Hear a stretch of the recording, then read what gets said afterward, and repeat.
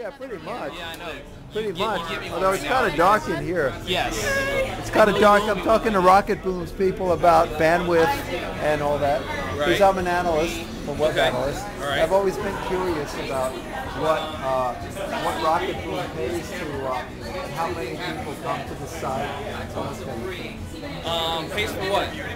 What? Pays for What what? bandwidth to stream their own? Oh God, we will. It's a significant amount of our monthly budget. Like $30,000 or $50,000. Oh God, no. It's not like that. So that's not bad. I mean, if you're telling me it's not that much, it's not that bad. It's not that bad compared to what? Well, I mean, Like, well, for example, your videos, like you I shoot should these videos, right? Right. And then you put them up where? YouTube. You put them up on Or YouTube. my own So social how network. much are they? How much do they cost? Nothing. That's why I was wondering why you guys didn't do that in the beginning. Like Google did. Because here's the reason. Because we kind of what we end up doing is we distribute to as many places as possible and as many different formats as possible. We actually output about 9 different formats. Like go out to. I have no idea how many different sites. I can't even think of it right now. But they go out to so many different sites that it makes a lot more sense for us to control our own intros and when it goes live, et cetera, as opposed to. However, I think for most folks, like Blip is fantastic. Yeah. If you just want the YouTube crowd, go straight to grab yourself a good camera and go straight to YouTube. That's great. I'm also impressed lately they've been doing some pretty good video analytics. On where? Well, like Google, YouTube has been doing some pretty good Oh analytics. man, have you seen the high quality stuff now? Well, lately I've been, but the analytics that they've been giving you is actually not. You like it? It's useful to you? What do you use it for? I don't, but I can imagine other people do. I put a lot of my videos when I go to France or when I go to art shows or even something like this, or when I was in San Francisco last week interviewing the CEO of Economy and also Buzz Logic. I videotape those like on this, and then I put them up on YouTube and I stream them off of my blogs. So have you seen how's reaction been? I should shoot you too. Okay, you shoot me. Yours better probably, right? Same thing. Well, the thing is, in dark like this, it's probably not picking up all that much. Yeah. But I know that for quick, people that use it really quick. Mine's probably okay. It's when you point it back here there's not much going on. But I like the idea. I used to flip. I don't even try to edit my stuff. I figure it's all let it hang out. Like even what I say to people on the video, these guys from Buzzmetrics, Todd Parsons, came over to me and took me to breakfast while I was in Metrics, and he told me that in his Buzz Logic platform for analytics, I come up as an influential, and I thought, me, an influential? And he said to me, yeah, you're coming up like on Scoble, and I think, really? Isn't it great? I said, cool, man. I mean, tell me more about that. I'd love to definitely come up on Scoble. Although he was actually at the Palace Hotel when I didn't see him this time. But I bumped to him in France when I was at Le Web. Oh, nice. And I never had nothing to say to him. I had nothing to say to him because.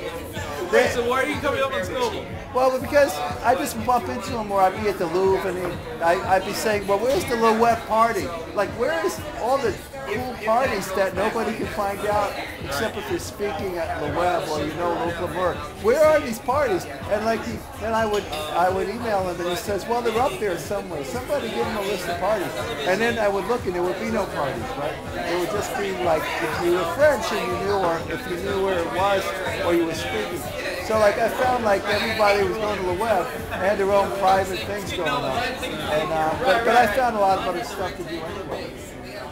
So it was okay. Actually outside of a place called Signs. And sometimes when I see a place that really just feel like I have to record it somehow, I just don't know. I mean, I'm looking at the interior of, I don't know. Like jogging? What am I looking at? It's just called Signs, and it's in Broome Street. I'm just kind of wondering. It's kind of like a ceramic. It's kind of interesting because I haven't seen. Very shapely. I haven't seen. This is pretty cool. I wonder they must do this with computerized. But the ability, you know what I'm thinking they're doing here? What I think they're doing is cutting out the tile and then overlaying an actual image on it. But it seems like they have to do pretty strong contrast. But it looks to me like this is more a computerized process. But it works pretty well for me. I'm really kind of interested in it. Well, anyway, I'm here on Broome Street. I dropped my book called Groundswell in water, but I managed to save it. I dropped the bag it was in, actually. And actually had a good time tonight. I was with some people at Rocketboom's headquarters on Lafayette Street, and hung out, and I had some nice conversation at a bar called 218, and